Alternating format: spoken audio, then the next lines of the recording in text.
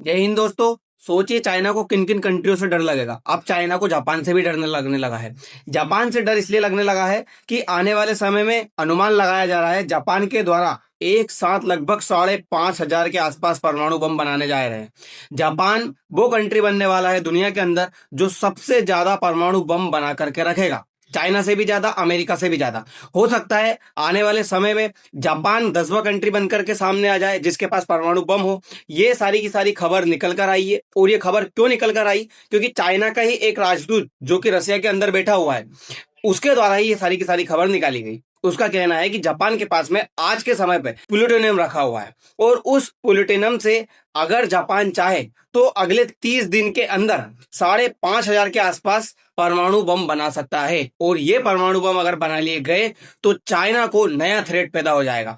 जो चाइना आज जापान को डरा देता है, धमका देता है, वो जापान फिर किसी भी समय में चाइना से नहीं डरेगा। और सिचुएशन ऐसी क्रिएट हो जाएगी कि एशिया के अंदर एक नया पावर हाउस बन जाएगा जो सिर्फ चाइना को ही नहीं बल्कि अमेरिका को भी दिक्कत देने वाला है। हुआ क्या है, खबर कैसे सामने निकल कर आई, जरा आप ये देखिए। जापान के पास करीब 4.5 टन, 44.5 टन के आसपास अलग किया हुआ प्लूटोनियम रखा हुआ है। इसके इस्तेमाल की तकनीक भी जापान के पास में है। इससे करीब 5500 के आसपास परमाणु हथियार बनाए जा सकते हैं। और ये कहने वाले कौन है? जांग हान हुई, जो कि रूस में चीन के राजदूत हैं। इनके द्वारा ये खबर दी गई। अब ये खबर कितनी सच है? प्लूटोनियम से कैसे बन सकता है? क्योंकि हमने तो ये सुना था कि परमाणु बनाने के लिए यूरेनियम का संवर्धन होना जरूरी है। अब प्लूटोनियम से कैसे बनेगा, ये चीज हम देख लेते हैं। और आखिरकार जापान और चाइना का इतिहास क्या है, क्यों डरता है चाइना जापान से इतना ज्यादा, ये सारी की सारी चीज हम देखेंगे। दोस्तों, मेरा नाम है कपिल और मैं आप सभी का स्वागत करता हूं एजू करंट इंडिया पर। अगर आपको वीडियो अच्छी लगे तो सब्सक्राइब जरूर कीजिएगा। होता क्या है, ये देखिए, अभी थोड़े दिन पहले ही 6 अगस्त की खबर है। कुछ लोगों ने ये अनुमान लगाया था कि जापान आने वाले समय में चाइना के लिए, बीजिंग के लिए सबसे बड़ा थ्रेट बनेगा। और अगर दुनिया के अंदर चाइना को किसी से खतरा होगा तो वो इंडिया से नहीं बल्कि जापान से होगा। जापान इतना ज्यादा आगे निकल कर जाएगा कि चाइना सिर्फ टेक्नोलॉजी के मामले में उसको टक्कर दे सकता है, लेकिन चाइना हथियार के मामले में, लड़ाई झगड़े के मामले में और जो सेना के मामले में जापान को कभी भी टक्कर नहीं दे पाएगा। जापान इतना डेंजरस कंट्री है। अगर आपको जापान का इतिहास भी बता दिया जाए तो आप खुद सोच लोगे कि जापान के सामने अमेरिका भी कुछ नहीं लगता। अमेरिका भी एक समय पे नॉर्मल था। हाँ, वो तो अमेरिका के पास में परमाणु बम थे उस समय पे, इस वजह से जापान पीछे हटा था और जापान सरेंडर हुआ था। वरना अगर परमाणु बम नहीं होता तो अमेरिका भी कुछ नहीं था। अमेरिका खुद जो है जापान के सामने घुटने टेक सकता था। पर्ल हार्बर की घटना होती है, उसके बाद में जो है परमाणु बम फेंके जाते हैं, उस परमाणु बम के बाद ही जापान जो है सरेंडर करता है। वरना जापान को सरेंडर कराने के लायक इनके पास में ताकत नहीं थी। ये सारी की सारी चीजें हम देख लेते हैं। अब खबर ये निकल कर आ रही है कि आने वाले समय में लगभग 1 से 2 महीने में या 3 महीने में कौन सा कंट्री ऐसा होगा, ईरान या जापान, दोनों में से वो कौन सा कंट्री होगा जो 10वें नंबर का परमाणु संपन्न कंट्री बनेगा। अभी जापान एनपीटी में साइन किया हुआ है, इस वजह से जापान के अंदर परमाणु जखीरा तैयार नहीं किया जा रहा। लेकिन जापान के पास में टेक्नोलॉजी भी है, जापान के पास में प्लूटोनियम भी रखा हुआ है और जापान के पास में सारे के सारी सामग्री रखी हुई है। अगर जापान आज चाहे तो अगले 30 दिन के अंदर परमाणु संपन्न कंट्री बन सकता है। और ये चीजें अगर हो गई तो फिर सोचिए, एशिया एक नया पावर हाउस बनेगा। पूरा एशिया के अंदर आप कंट्री देखोगे तो लगभग सबसे ज्यादा कंट्री ही एशिया कॉन्टिनेंटल के अंदर है जिनके पास में परमाणु जखीरा तैयार है और सारे के सारे कंट्री परमाणु संपन्न है। अब ये कंट्री अगर परमाणु संपन्न हो रहे हैं तो प्रॉब्लम हो जाएगी। अब देख लेते हैं प्लूटोनियम से कैसे बनता है। देखिए, प्लूटोनियम है 94 पर आता है उसका एटॉमिक नंबर। प्लूटोनियम तो होता क्या है, प्लूटोनियम अलग से नहीं निकलता है, ये निकलता है यूरेनियम के साथ में ही है। लेकिन प्लूटोनियम का क्या होता है, यूरेनियम से अलग करने के लिए इसको रिएक्टर में डाला जाता है, फिर इसको पीसा जाता है और इतना ज्यादा बारीक बुरादा किया जाता है इसका, जिसके बाद में इसको यूज किया जा सकता है परमाणु के तौर पर। जो जितना ज्यादा बुरादा हो जाएगा इसका, उसके बाद इसको अगर आप डायरेक्ट मिसाइल के अंदर बना करके और भर भी दोगे तो वो जहां पे भी फेंकाएगा उसको विस्फोट कर देगा, उसके अंदर से बहुत ज्यादा ऊर्जा निकल सकती है।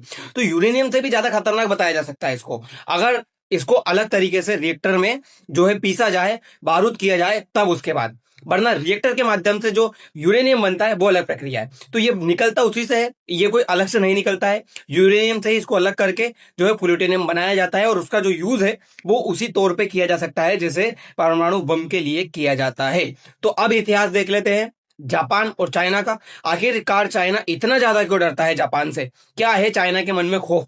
तो ये जो आपको वर्ल्ड मैप दिख रहा है, इस वर्ल्ड मैप में अगर हम यहाँ पे चलेंगे तो ये रहा हमारा इंडिया।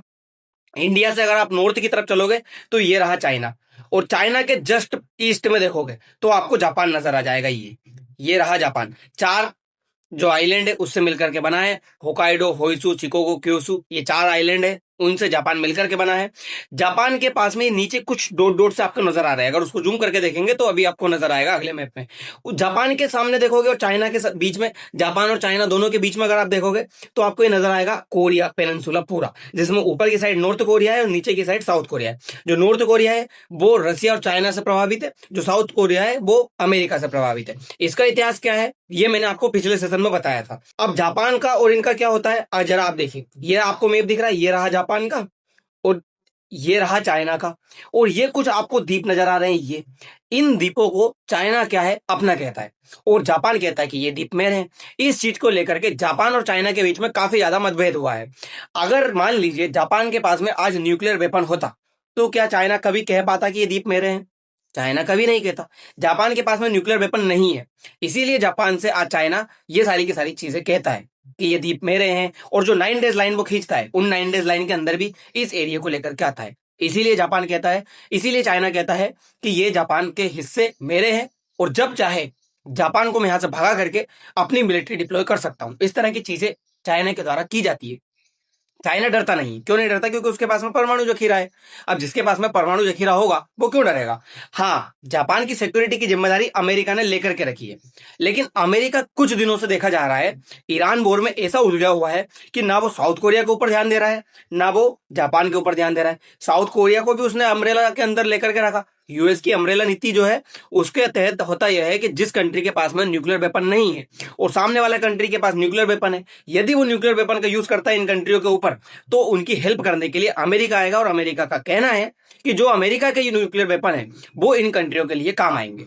तो यही अमेरिका की अम्ब्रेला नीति है, और उसी अम्ब्रेला नीति के तहत उसने साउथ कोरिया को लिया हुआ है, जापान को लिया हुआ है, और ताइवान को भी लिया हुआ है। 2027 के अंदर चाइना की जो पीएलए है, पीपल लिबरेशन आर्मी, उसने पूरी तरह से ये चीज डिक्लाइन करके रखी है कि किसी भी हालत में हम ताइवान के ऊपर हमला करेंगे। अब अमेरिका इसकी सिक्योरिटी करेगा। अमेरिका ने भी पहले ही वादा करके रखा है कि हम इनकी सिक्योरिटी करेंगे। अब चाइना को डर यह है कि जापान अगर न्यूक्लियर वेपन बना लेता है तो चाइना के अंदर जो बड़ी बड़ी कंपनियां हैं, सेमीकंडक्टर की कंपनियां और जो भी टेक्नोलॉजी के मामले में जितनी भी कंपनियां हैं, वो कहीं ना कहीं जापान की तरफ शिफ्ट कर जाएगी। क्योंकि जापान के मामले में आपको पता है, टेक्नोलॉजी के मामले में जापान को कोई पीछे नहीं छोड़ सकता।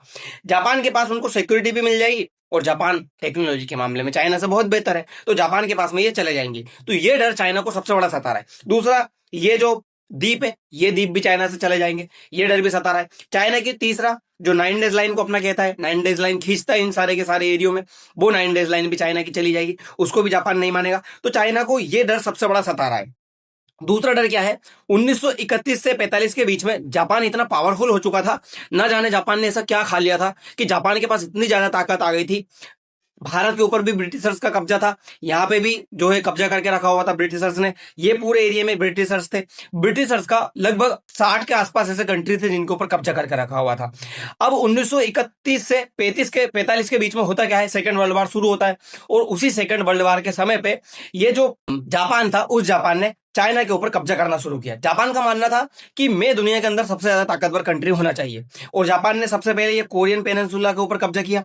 कोरियन के बाद आगे बढ़ा तो उसके सामने चाइना दिखा, चाइना के ऊपर कब्जा करना शुरू किया। चाइना को कब्जे में लेने के लिए सबसे वो पहले गए नानजिंग, जो चाइना का एक शहर हुआ करता था, उस नानजिंग शहर के अंदर, और चाइना के जो आम लोग हुआ करते थे, उन आम लोगों के ऊपर तलवारें चलाई गई, उन आम लोगों के ऊपर बंदूकें चलाई गई, उनको पूरी तरह से नरसंहार किया गया। बताया जाता है लगभग 3 लाख से अधिक जो लोग थे उनको मार दिया गया। तो जापान इतना क्रूर कंट्री हुआ करता था उस समय पे, जिसके बारे में बताया जाता है कि अगर जापान का इतिहास किसी कंट्री को सुना दिया जाए तो वो कंट्री कांप जाता था। इसीलिए जापान से सब डरते थे, और जापान ने चाइना के इस हिस्से के ऊपर कब्जा कर लिया था, लगभग इतने हिस्से के ऊपर। चाइना का एक शहर आता था यहाँ मंचूरिया, उस मंचूरिया के ऊपर भी जापान का कब्जा हो चुका था। तो अब से ही चाइना और जापान के बीच में दुश्मनी बनी हुई है, और चाइना के लोग जापान को अपना सबसे बड़ा दुश्मन कहते हैं। चाइना के लोगों का कहना है कि अगर हम कहें कि जैसे मान लीजिए किसको मारना है, कौन सबसे बड़ा दुश्मन है, और अगर आपको दिख जाए, लोग कहते हैं ना कि सांप अगर दिख जाए तो उसको मारा जाता है, ऐसे ही कहा जाता है कि अगर जापानी उनको कहीं दिख गया चाइना वालों को,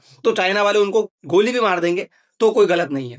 इतना ज्यादा नफरत चाइना वाले जापान वालों से करते हैं, तो ये डर इनको सबसे बड़ा बना हुआ है कि कहीं ऐसा ना हो कि जापान के पास में ये सारी की सारी चीजें आ जाए तो जापान फिर से हमारे को जो है कब्जे में ले लेगा। और भारत और जापान के बीच में एक डील हो गई है, अगर वो डील भी पूरी तरह से संपन्न हो जाएगी, हालांकि चाइना ने उसका प्रतिरोध किया था कि भारत और जापान को इस तरह की डील नहीं करनी चाहिए, लेकिन भारत ने कहा हम तो करेंगे। जब आप यहाँ से सीपेक निकाल सकते हो हमारे अक्साई चीन से, पीओके वाले हिस्से से, तो फिर हम तो यार हमारा काम भी करेंगे, हम क्यों आपको काउंटर करने की कोशिश ना करें। दूसरी चीज आप देखिए, एशिया के अंदर ये देश हो गया जिसके पास फिर परमाणु बम हो जाएगा, चाइना के पास है, भारत के पास है, पाकिस्तान के पास में, इधर ईरान बनाने की कोशिश कर रहा है, इधर इराक बनाने की कोशिश कर रहा है, इधर इजराइल के पास में। फिर सबके पास में अगर परमाणु बम हो जाएगा तो चाइना की वैल्यू खत्म हो जाएगी, जितनी अमेरिका की वैल्यू है वो वैल्यू ही नहीं रहेगी। चाइना से कोई डरेगा ही नहीं, चाइना के सामने कोई आकर के, हर कोई आकर के खड़ा हो जाएगा चाइना के सामने। इसलिए चाइना को ये सबसे बड़ा डर है। जैसे ही जापान ने चाइना के ऊपर कब्जा किया था, ये कोरियन पेनिनसुला के ऊपर कब्जा किया था, ऐसे ही उसने ताइवान के ऊपर भी कब्जा किया हुआ था। तो आज भी अगर आप ताइवान के अंदर जाओगे तो आपको ताइवान के अंदर चाइना का जो प्रभाव है वो कम, बल्कि जापान का प्रभाव सबसे ज्यादा दिखाई देगा, क्योंकि जापानियों ने इसके ऊपर कब्जा करके रख लिया था। अब सोचिए, सबसे बड़ी दिक्कत चाइना को ये लग रही है कि अगर जापान इन चीज में संपन्न हो गया परमाणु के मामले में, तो जापान एक तो परमाणु से ही पीछे है चाइना से, बाकी और किसी चीज से पीछे नहीं है। अब परमाणु में भी आगे निकल जाएगा।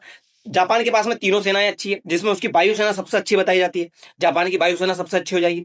जापान के पास में हथियार जो जापान खुद बनाता है, जापान भारत के साथ मिलकर के बनाना चाहता है। क्योंकि हुआ क्या, भारत ने फिलीपींस को ब्रह्मोस दे दी, भारत ने वियतनाम को ब्रह्मोस दे दी, भारत ने इंडोनेशिया को ब्रह्मोस दे दी। तो जापान कह रहा है कि आप हमारे साथ भी मिलकर के ब्रह्मोस बनाइए, और भी जो हथियार है वो हमारे साथ मिलकर के बनाइए, क्योंकि भारत अभी इजराइल के साथ में मिलकर के बना रहा है। तो जापान कह रहा है कि हमारे साथ भी मिलकर के बनाइए। तो भारत अगर जापान के साथ में मिलकर के भी हथियार बनाने लगा तो ये हथियार के मामले में और ज्यादा आगे निकल जाएगा। टेक्नोलॉजी के मामले में तो आपको पता है जापान को कोई पीछे छोड़ नहीं सकता। चाइना कुछ नहीं लगेगा अगर जापान अपनी वाली पे आकर के और ये सारे के सारे काम करने लगा तो इसीलिए चाइना को सबसे बड़ा डर है। और तीसरी सबसे बड़ी चीज, जापान की जो तकाइची अभी भारत आई थी, तो भारत के साथ में उन्होंने डिफेंस पैक्ट साइन किया है, जिसमें भारत और जापान मिलकर के हथियार बनाएंगे और हथियार के साथ साथ ज्वाइंट मिलिट्री एक्सरसाइज भी करेंगे। अगर भारत से सीख लेंगे इनके सैनिक जो भी चीजें रही है और भारत से हथियार जो है ये बनाने लगेंगे, तो फिर चाइना के लिए सबसे बड़ी प्रॉब्लम हो जाएगी। इसका प्रतिरोध चाइना ने किया था। भारत और जापान को इस तरह की डील नहीं करनी चाहिए जो किसी और कंट्री को दिक्कत दे। मतलब उसका साफ कहना था कि भारत और जापान को डिफेंस के मामले में कोई डील नहीं करनी चाहिए जिससे कि चाइना को प्रॉब्लम हो। लेकिन भारत और जापान ने कह दिया कि हमारे देश, हम संप्रभु राष्ट्र है और हमारा मन होगा हम बेसी डील करेंगे, चाइना तुम होते कौन हो हमें रोकने वाले। इस तरह की चीजें जापान और भारत के द्वारा कह दी गई थी। भारत ने तो ये तक कहा था कि तुमने अक्साई चीन कब्जे में करके रखा हुआ है, तुम हमारे ही रास्ते से, सीपेक से, जो पीओके वाला हिस्सा है वहां से सीपेक निकाल रहे हो, हमारे एरिया में तुम एक्टिविटी करते हो, उससे कोई प्रॉब्लम नहीं है, लेकिन अगर हम कुछ काम करते हैं तो तुमको प्रॉब्लम होने लगती है।